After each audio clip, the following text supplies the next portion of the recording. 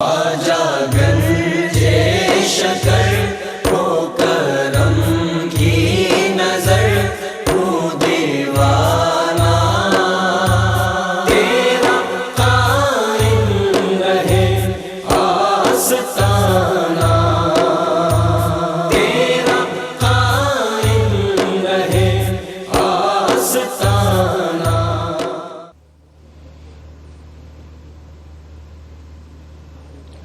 जी नाज़रीन, आपका खैर मकदम है प्रोग्राम शान बाबा फरीद में पाक पतन शरीफ से बराह रास्त। आज मुहर्रम उल हराम की ये पहली नशिस्त है, पहला प्रोग्राम है जो हुजूर बाबा साहब के दर दौलत से नशर हो रहा है। हयात औलिया हमारी आज की गुफ्तगू का उन्वान है। यहाँ हम कलाम शामिल करते हैं। जनाब सगीर अहमद नक्शबंदी हमारे साथ हैं और हम सारी टीम के दोस्त जो कलाम उनसे सुनना चाहते हैं वो जनाब रफ़ीक ज़िया साहब का है। हुजूर मेरी तो सारी बहार आपसे है, तो इससे मुंसलिक हज़रत हनीफ नाजिश अलैहिर्रहमा के एक दो अशार अर्ज़ करता हुआ मैं आपसे गुजारिश करूँगा, हर सुखन आपसे, हर जुम्बिश लब आपसे है, हर सखुन आपसे, हर जुम्बिश लब आपसे है, नुत्क रोशन मेरा ए माहे अरब आपसे है। कीजिए मुझको भी सरकार गुलामों में शुमार, कीजिए मुझको भी सरकार गुलामों में शुमार, मेरी पहचान मेरा नाम व नसब आपसे है, मेरी पहचान मेरा नाम व नसब आपसे है, आपसे है। आइए कलाम समाअत करते हैं। हुजूर मेरी तो सारी बहार आप से है, हुजूर मेरी तो सारी बहार आप से है। मैं बेकरार था, मैं बेकरार था, मेरा करार आप से है, हुजूर मेरी तो सारी मेरी तो हस्ती क्या है, मेरे गरीब नवाज या रसूल अल्लाह या हबीब अल्लाह। मेरी तो हस्ती क्या है, मेरे गरीब नवाज जो मिल रहा है मुझे सारा प्यार आप से है। मैं बेकरार, मैं बेकरार, मैं बेकरार था, मेरा करार आप से है, हुजूर मेरी तो सारी स्याहकार हूँ आका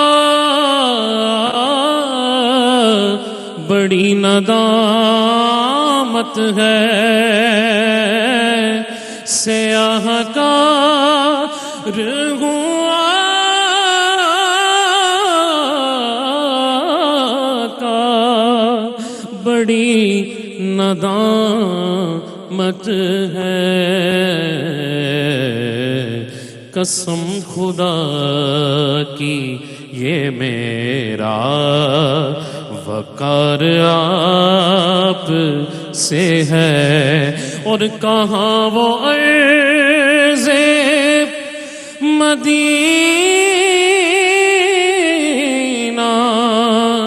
कहाँ मेरी हस्ती, कहाँ वो अर्ज़े مدینہ کہاں یہ گندے قدم یہ حاضری کا سبب بار بار آپ سے ہے اور محبتوں کا صلہ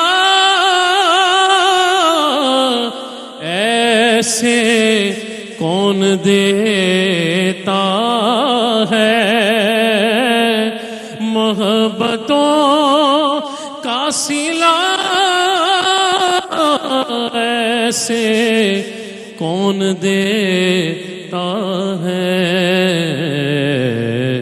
سنہری جالیوں میں یار غار آپ سے ہیں بے قرار میں بے قرار میں بے قرار تھا میرا قرار آپ سے ہے حضور میری تو ساری بہار آپ سے ہے سبحان اللہ صغیر بھائی، سبحان اللہ سبحان اللہ۔ ابھی آپ نے ذکر کیا ہے حضور یار غار سیدنا صدیق اکبر کا، ڈاکٹر صاحب قبلہ غزل کا ایک شعر ہے جی بسم اللہ۔ لیکن منقبت کا احاطہ کیسے کرتا ہے پیر صاحب قبلہ اور ڈاکٹر صاحب؟ ناظرین بھی سماعت کریں کہ چھوڑ کر مجھ کو جا بھی سکتا ہے، جی چھوڑ کر مجھ کو جا بھی سکتا ہے، یار ہے یار غار تھوڑی ہے۔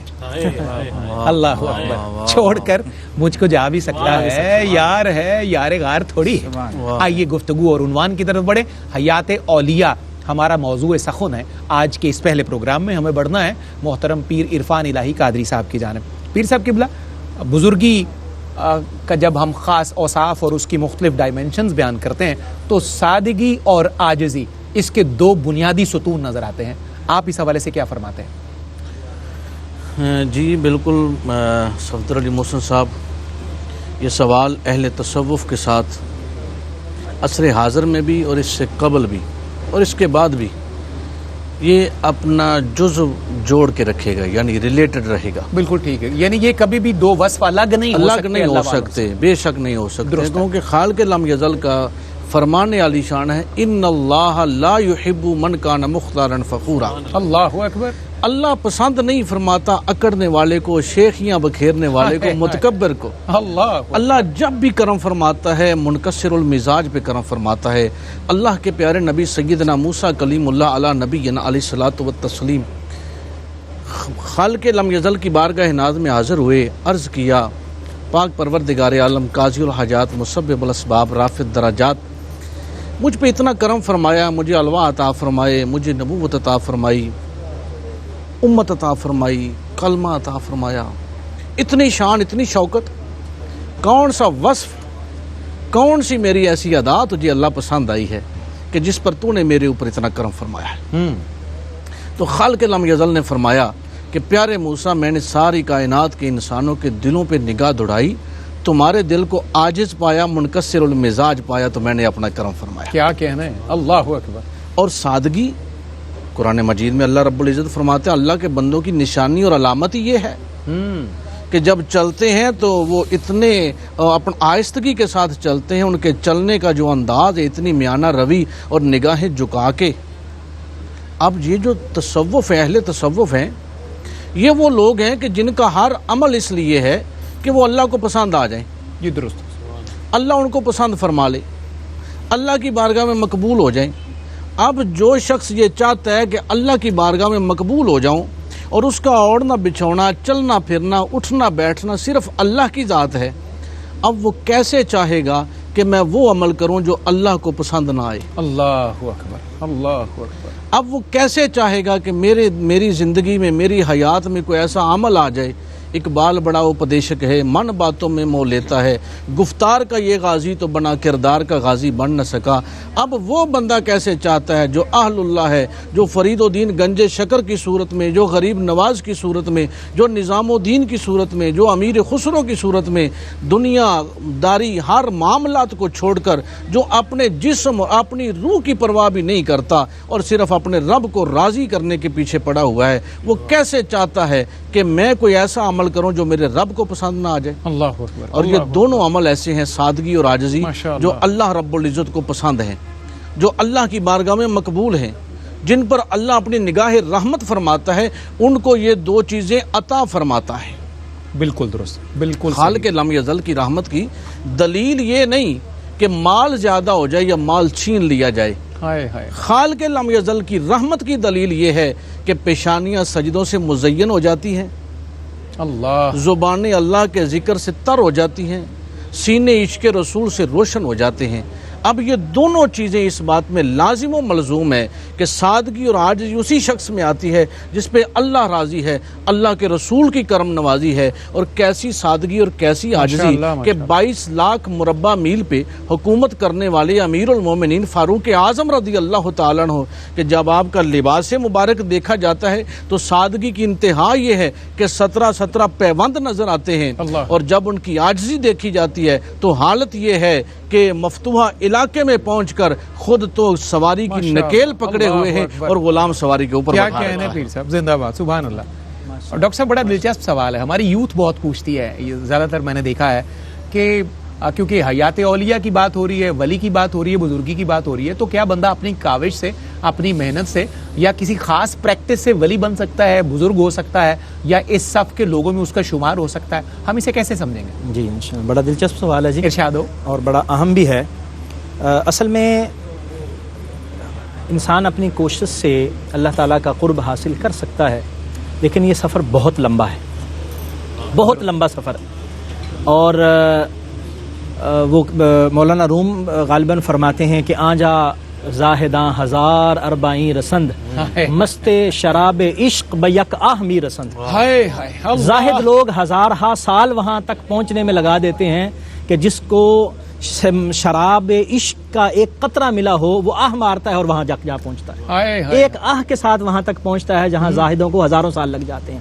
اس کا مطلب یہ ہوا کہ انسان اپنی کوشش سے عبادت اور ریاضت سے ولی تو بن سکتا ہے نبی نہیں بن سکتا ایک بات بالکل لیکن اس میں رستہ بہت زیادہ لمبا ہے. یعنی اگر میں اور مائٹ کی بات کریں تو بن سکتا ہے اگر وہ رستہ اختیار کرے تو جی لیکن بہرحال اسے پھر بھی استاد کی ضرورت ہے. جی درست. میں آپ کو مثال دیتا ہوں اللہ تبارک و تعالیٰ کا طریقہ اور سنت الہیہ کیا ہے. سنت الہیہ یہ ہے کہ اللہ تبارک و تعالیٰ نے بنی نوع انسان کی ہدایت اور رہنمائی کے لیے نبیوں کا سلسلہ جاری فرمایا. 1,24,000 کم و بیش انبیاء کرام تشریف لائے ہیں اور ان کے ساتھ کتابیں اور صحیفے نازل ہوئے. اب دیکھیے کہ ہزاروں مرتبہ ایسا ہوا ہے کہ نبی آیا ہے کتاب نہیں آئی لیکن ایک مرتبہ بھی ایسا نہیں ہوا کہ کتاب آئی اور ساتھ نبی نہ آیا. بہت اچھا بالکل صحیح. اس کا مطلب یہ ہے کہ انسان کو بنانے کے لیے ایک اعلیٰ انسان کی ضرورت ہے کیونکہ جو سلیبس ہے وہ تو سبق سکھاتے ہیں نا تو انسان کو تو اصل میں انسان ہی بناتا ہے. بالکل. تو استاد کی بہرحال ضرورت ہے. نبی کریم صلی اللہ علیہ وآلہ وسلم کی جب شان کو اللہ تعالیٰ نے قرآن میں بیان فرمایا نا تو یہ فرمایا الذی بعث فی الامیین رسولا منہم یتلو علیہم آیاتہ ویزکیہم ویعلمہم الکتاب والحکمہ. تزکیہ بھی نبی کریم صلی اللہ علیہ وسلم فرما رہے ہیں اور کتاب و حکمت بھی ان کو سکھا رہے ہیں. تو وہ استاد کی ضرورت بہرحال ہے. مولانا روم رحمۃ اللہ علیہ ایک پردہ اٹھاتے ہوئے فرماتے ہیں کہ کبھی ایسا نہیں ہوا کہ آدمی خود بخود کچھ بن گیا ہو اور ایسا بھی نہیں ہوا کہ لوہا پڑا جو ہے وہ خنجر بن گیا ہو اور پھر اپنی مثال دے کر خود کہتے ہیں کہ مولوی ہرگز نہ خود مولا روم ہرگز نہ شد مولا روم تا غلام شمس تبریز نہ شد. جب تک حضرت شمس تبریز کی غلامی میں نہیں آئے مولانا روم نہیں بنے. کتابیں تو ہزاروں پڑھی تھیں اور لوگوں کو پڑھائیں بھی تھیں لیکن مولانا روم اس وقت بنے جب کسی استاد کے پاس بیٹھے اور پھر انہوں نے ان کو تراشا اور تراش کے مولانا روم بنا دیا. تو استاد ہو تو سفر ذرا آسان ہو جاتا ہے استاد نہ ہو تو پھر رستے میں ہزاروں گھڑے ہیں ہزاروں کھائیاں ہیں جہاں گرنے کا خدشہ رہتا ہے. بڑی جگہ بندہ جو ہے وہ ڈگمگا جاتا ہے. جناب ڈاکٹر عرفان اللہ سیفی صاحب کی بات سے ایگری کرتے ہوئے بات کو آگے بڑھاتے ہوئے بڑی خوبصورت بات ہے کہ ہر رومی کے لیے بہرحال کوئی نہ کوئی شیخ تبریز تو چاہیے ہوتا ہے، تو ہمیں اپنے اپنے حصے کا شیخ اور مزکی ڈھونڈنا ہے کہ ہمیں زندگی میں تزکیہ نفس کے لیے، تزکیہ باطن کے لیے ہمیں بھی کسی استاد اور شیخ کی ضرورت ہے۔ یہاں ایک مختصر سا وقفہ ہے۔ خواجہ